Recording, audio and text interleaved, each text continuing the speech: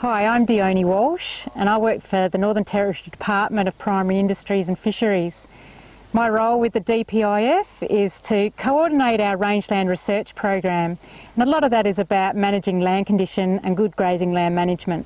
Land condition is a way of measuring the health of grazing lands, and there are three components that we look at when assessing land condition. These are soil condition, pasture condition and woodland condition. And all three of these components can be assessed. Woodland condition determines the capacity of woodlands to grow pasture, cycle nutrients and also regulate groundwater. Pasture condition determines the capacity of pastures to capture sunlight and turn that into green leaf, and also to efficiently use rainfall, protect the soil and to cycle nutrients. Soil condition determines the capacity of soil to absorb rainfall and store it, but also to cycle nutrients, and soil provides a habitat for good seed germination and seedling growth. Here in the Northern Territory, land condition is really important for sustainable pastoral production, and that's because most of our pastoral production is based on rain-fed native pastures. So keeping these pastures in good condition in the long term maximises the productivity that can be achieved off of these pastures. One way of actually assessing land condition is to use the ABCD framework. Land condition is divided into four categories. The first category is A land condition, which is good land condition. In this land condition we have a good coverage of 3P grasses. The 3Ps stand for palatable, perennial and productive. So these 3P grasses are the ones that you look for that particular land type. One of the other indicators we look for in A condition land is less than 30% bare ground. There's no significant weed infestations, no erosion and good soil condition. There's also no sign of woodland thickening. B land condition is what we call fair land condition. It has a lot of the characteristics of A land condition, but there's usually less than a complete coverage of the important 3P grasses, and there's some increase in less desirable grasses and weeds, and bare ground is usually less than 60% but greater than 30%.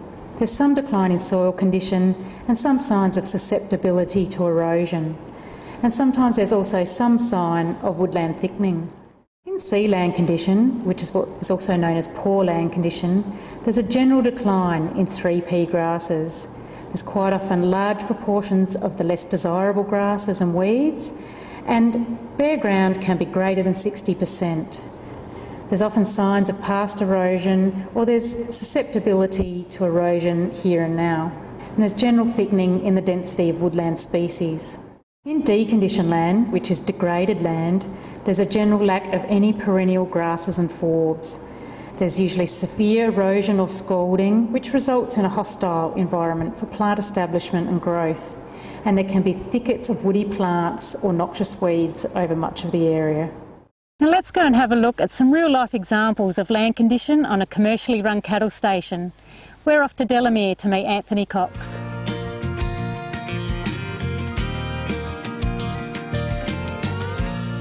This is our number 9 paddock on Delamere, and this is a good example of land condition C. Just historically, you know, this area used to be predominantly fairly open, black soil plain country, and just over generations, it's actually the timber's thickening, and we're sort of at a stage now where we're looking to try to regenerate this country again. So, yeah.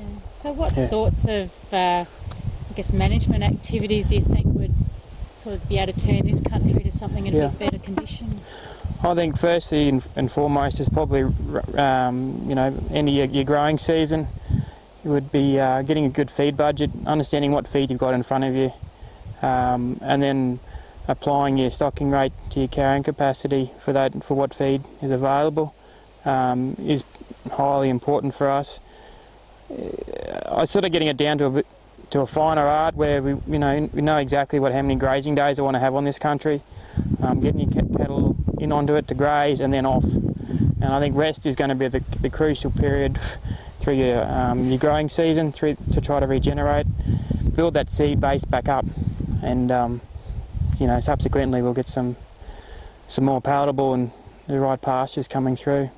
You know, in the VRD here, a lot of people don't burn black soil country, but Yeah. just wondering about how you might deal with some of the woody vegetation issues. Like, Yep. is that an option for you? Certainly is, and we've actually got a trial on Delamere here that is looking at that that case. So I guess I've probably got two options. With that, it's either mechanical, which is going to be fairly costly, and the more economical way to go to would be to approach it with a fire to reduce the thickening. So Anthony, you were showing us before about the weedier, more annual, unpalatable species in this pasture. Are there any other sorts of species you look for when you're looking at land condition? Yeah, pretty prominent in black soil country is the wiregrass. Right beside us here, so this is a pretty good indication of country that has been, I guess, degraded. Yeah.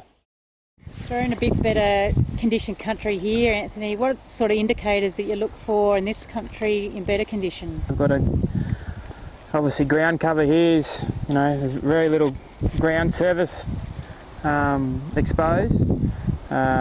Good quality curly bluegrass here in front of us. Very highly palatable to stock, and good growth rates and digestibility. So these are the sort of the grass species we are looking for in that land condition. So this is one of those 3P grasses, isn't it? It's very palatable and productive, but it's also perennial, and Yes. it really holds the country together during dry times. Yeah.